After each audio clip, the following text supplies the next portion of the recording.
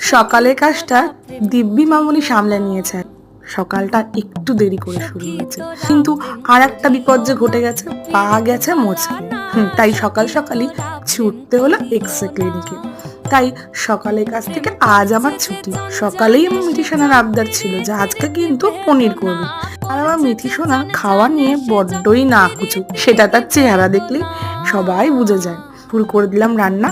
দুধটাকে প্রথমে কেটে হালকা করে ফ্রাই করে তুলে নিলাম, তারপরে আলু আর টমেটোটাকে হালকা করে ফ্রাই করে রেগুলার যে মশলাটা হয় সেটা দিয়ে দিলাম, আর সঙ্গে দিলাম পোস্ত আর কষিয়ে পরিমাণ মতো মিষ্টি লবণ দিয়ে ঢাকা চাপা দিয়ে রান্না করে ফেললাম। কথায় আছে না, যেটা যাতে ভালো যায় সেটাই করা উচিত। আমরা যতই আধুনিক হয়ে যাই না কেন, মিক্সি মেশিনে যতই তুমি পোস্ত বাটো না কেন, তাতে শিলনোড়ার স্বাদ পাবে না। কিন্তু টাটা, দেখা হচ্ছে নেক্সট কোনো ভিডিওতে।